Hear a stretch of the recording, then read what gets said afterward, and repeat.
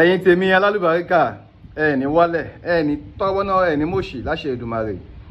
Ọ̀pọ̀ èèyàn ló ń pè mí pé Olúayé ṣé o rí nǹkan tí K1 The Ultimate tí wọ́n ṣe tí wọ́n sọ fún Kollington Ayinla ní General Kollington Ayinla. Mo ní kí tún ní náà bá sẹ́ndì fídíò kan sí mi, fídíò tó sẹ́ndì sí mi màá fi hàn yín, òun nìyẹn, ẹ máa wò lókè. Ọmọ ìyàwó àgbàbí ọ̀nà ìyàwó kéèkì ilẹ̀ ẹ̀kọ́ síbí. Ìwọ lọ lórí ẹni fújì ní Lagos State. Àdúrà ẹ̀ ti gbà ó, ẹkú wà lúwo Adélàbújá. Bàbá ìsìnkú ní ìkọlọ títí. Àyìnbé àgbẹ̀bí ọ̀pọ̀lá. Ló ń kọ ìlara sáà kí Akọ́láwọlé. Ìrẹ̀lú ọmọkọ̀ lọ́dẹ̀ ọ̀pọ̀lọpọ̀ ló láwọ́. Bàbá kékeré kú wá kò kí ẹkú oríire Àyìnlá o. Ọlọ́pàá tó ń ka méjì. Gbogbo yín ẹkú àdúrótì. Ìwọ ni dẹ́bùtì gọ́ọ̀sì ọ̀gá Nàìjíríà.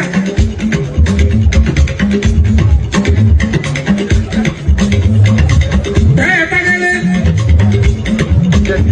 Bẹ́ẹ̀ jíṣẹ́. Sáàkì Akọ́láwọlé ìrẹ̀lú ọmọkọ̀ lọ́ọ̀dẹ̀ kọ̀lákọ̀lá.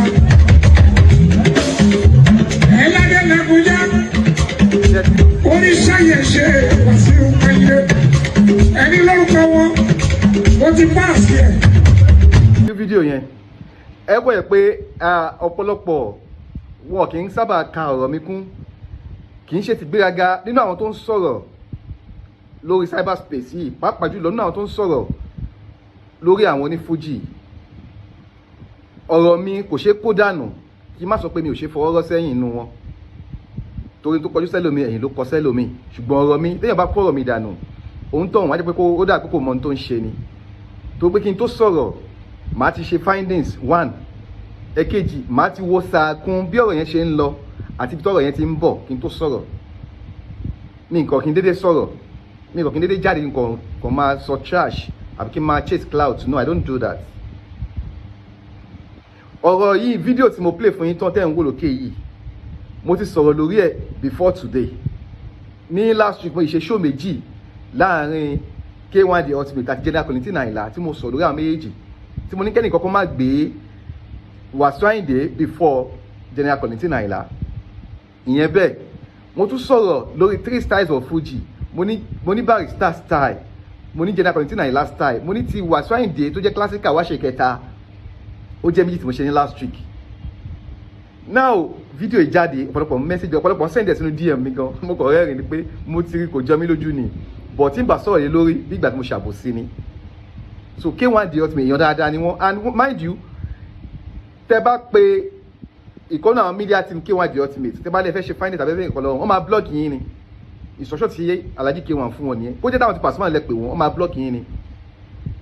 Kó jẹ́ Saheed Òṣùpá lẹ pè wọ́n máa block yín ni. Mi lè sọ tí Malaika mi ò bọ̀ àwọn mẹ́tẹ̀ẹ̀ta yẹn, mo fẹ́ ṣèwádìí kan rí tí mo pe àwọn media team nítorí èdè àwọn mẹ́tẹ̀ẹ̀ta yẹn wọ́n block mi ni. Kò sí wọn ready láti mú any information síta fún anybody. Ṣùgbọ́n àgbà tí mo ti mọ̀ yẹn mi ò fi bínú, màá kọ́ dẹ̀ jókòó, màá ṣe 1+1, 2+2. Ètí máa add, ètí máa subtract, ó lè máa accurate most times. Mo lè máa perfect 100% ní gbogbo gbà ọ̀bọ̀. Most times mo máa ń sábà ní 70 to 80% accuracy lórí nǹkan tí bá sọ. Ìdí bóyá àwọn náà fún mi ní information. Ọ̀hún tí ẹ mọ̀ mí, mi ò kí n kúrò, mo máa ń busy gan, content mi, mo like content mi kó super, so I do research a lot.